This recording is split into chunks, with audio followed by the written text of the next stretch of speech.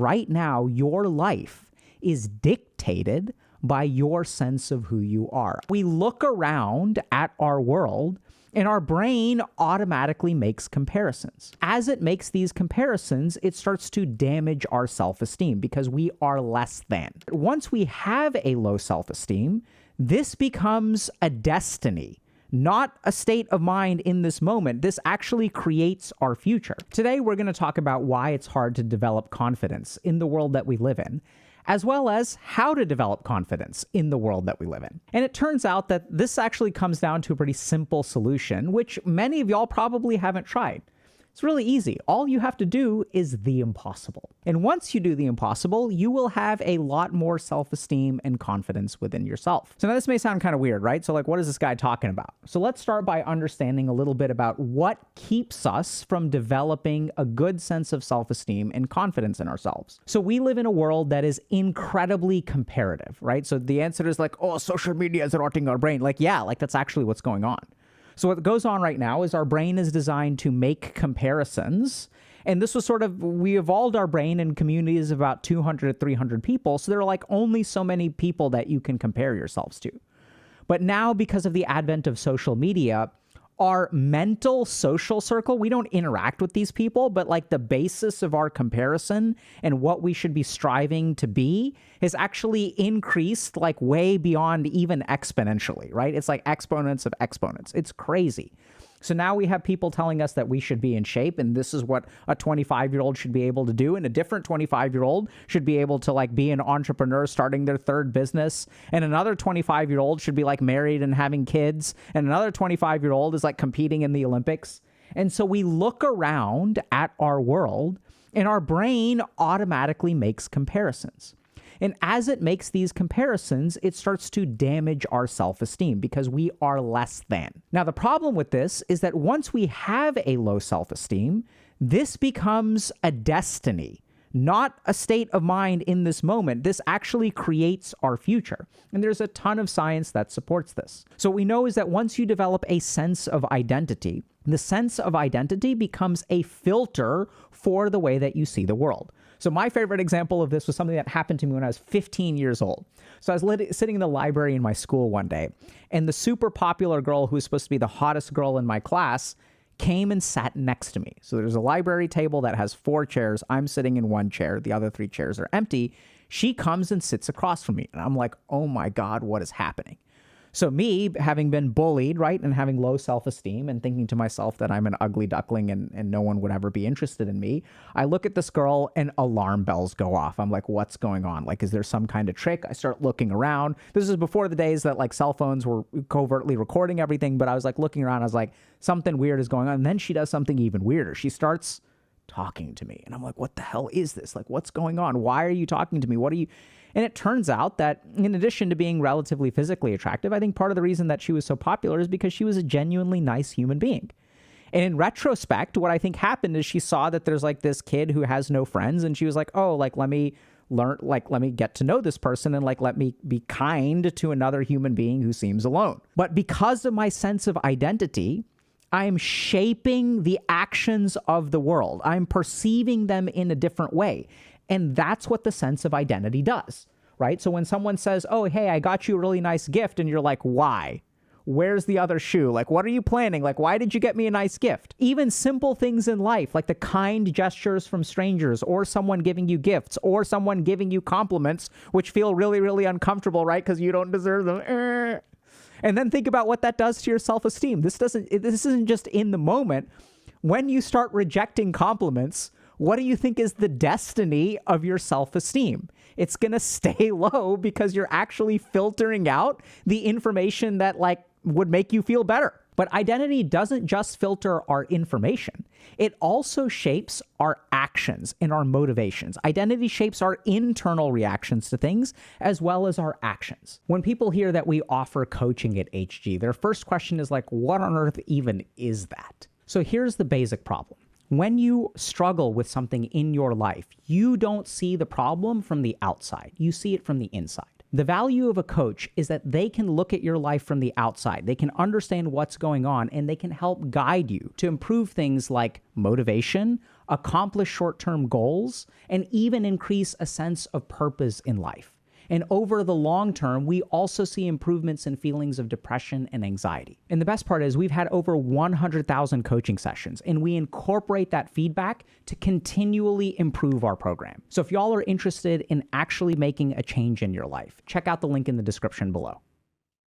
So this is something also that I've seen so much with my patients, where I have so many patients who believe they can't do something, right? They'll say to themselves things like, oh, I'm not graceful, therefore I can't dance, or I have no rhythm, therefore I can't dance. I'm not an artistic person, or all I am is a gamer, and this is what gamers do, and gamers don't do other things, like gamers don't eat healthy, and gamers don't get in shape, and gamers don't learn how to have healthy relationships. Lol, meme videos and like anime IRL kind of crap, right? Like this is the world that we live in. And we embrace this culture, and like, I love that culture too. The problem is that when you have a certain sense of identity, it will literally shape your actions. So if you believe that you are not a worthy person and you go into a date, what'll happen, and maybe y'all have had this experience either being this person or having been on a date with this person, where their self-esteem is so low that they're like nagging themselves throughout the date. And they're like, I don't even know why you even chose to date me. Like, I don't know why you're even here. Like, I don't know, like, you know, I'm confused. Like, I'm not worth your time. You're so amazing, and I'm such a loser. And it's sort of like this weird first date that turns into like a pseudo therapy session where they're like throwing themselves a pity party. And then what ends up happening is once you do that on a first date, the person is like, shockingly, not that attracted to that. And so then no second date happens, and then that reinforces the sense of low self-esteem.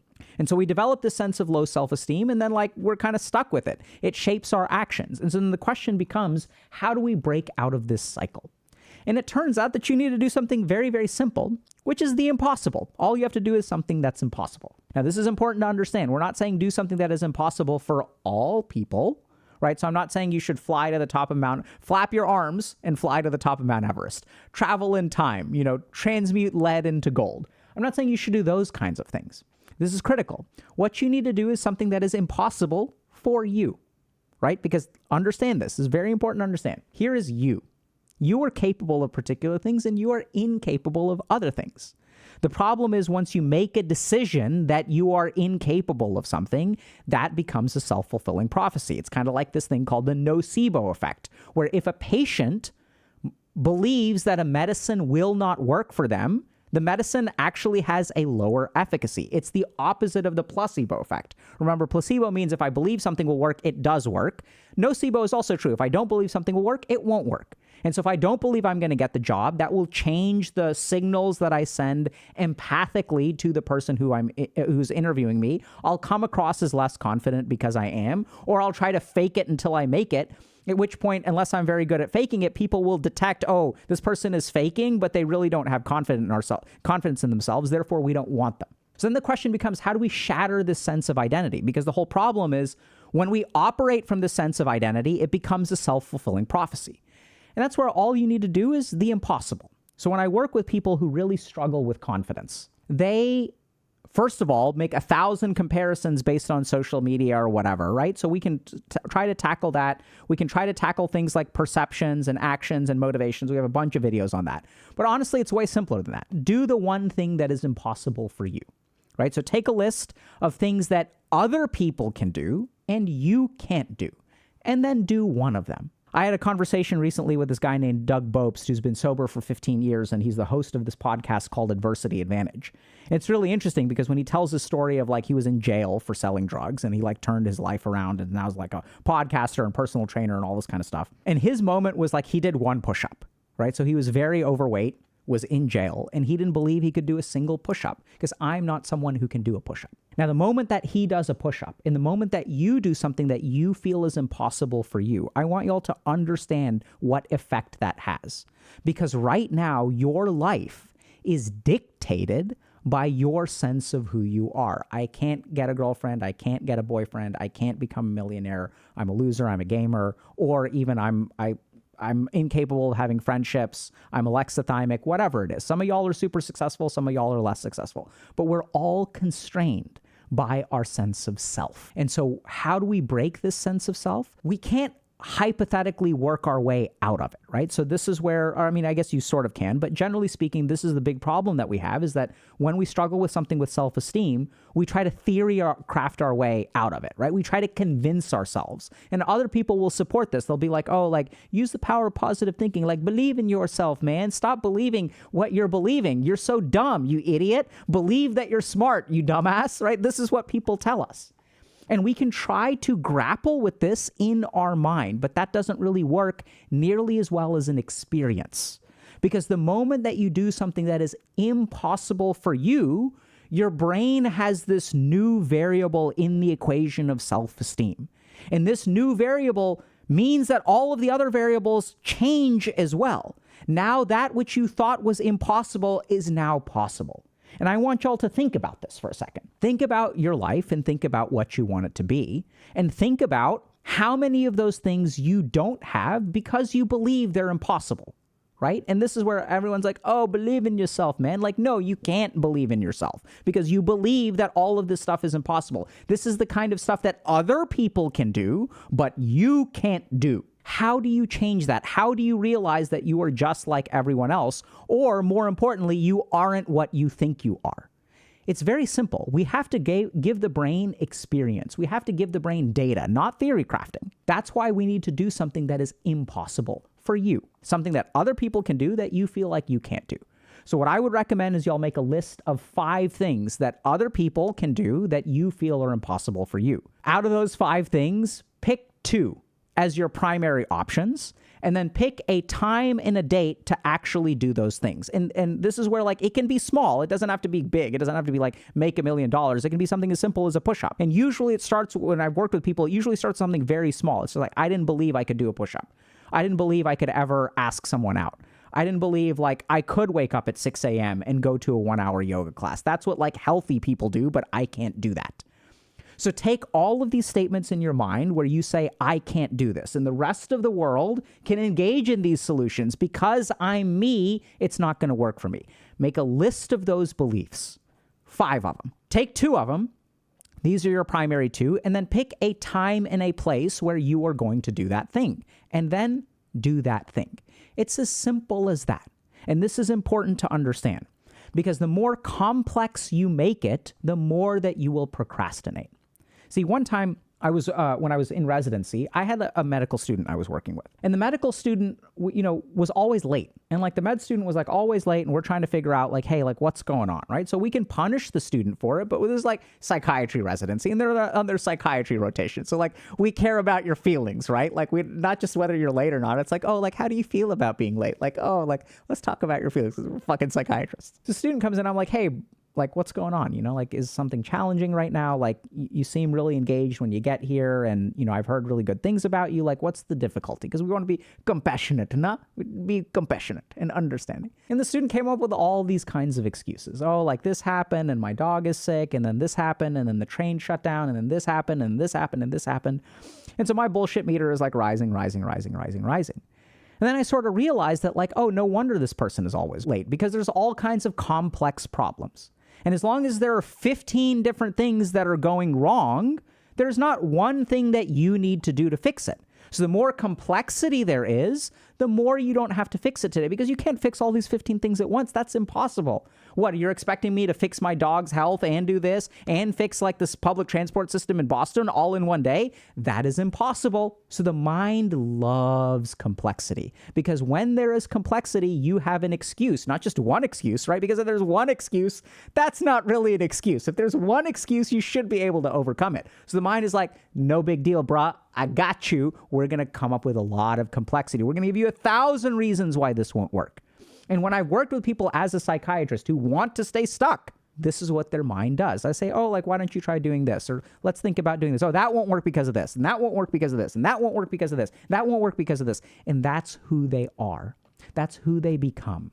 This becomes why someone is stuck in life, why they can't progress, why they can't build confidence. Because all of the steps to progress get shut down in this complexity. So it's very simple.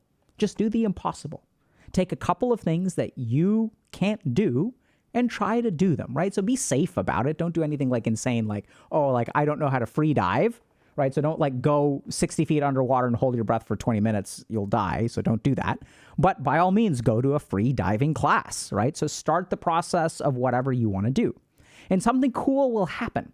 So in my experience as a psychiatrist and the people that I've interviewed and worked with, changing your sense of self starts with shattering your perception of yourself. It's not about building something new. We got to break apart this pot before we reform it, right? If I'm playing with a bunch of Legos and they are in a particular configuration and I want to build them into a new configuration, what's the first step? You have to break yourself before you can remake yourself. And the simplest way to do that is to do something that's impossible.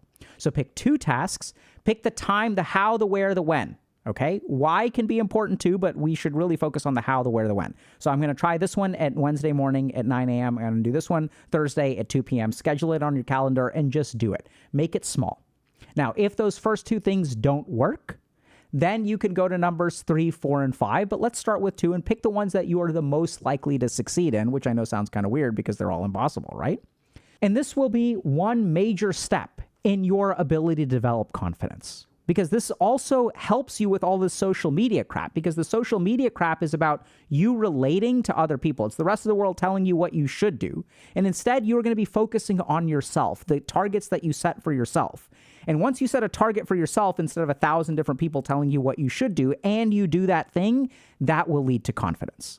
And the more important thing is once you do something that you think is impossible, then it will change your perception of you. This is the crux of it. If this is impossible for me and I can do it, what else am I wrong about? What else are you wrong about? Hold on a second. This changes the whole dynamic because I was so sure that I was incapable of doing this thing. What else could I be wrong about? And the moment you do that is the moment that you start putting together the pieces of your self-esteem and confidence.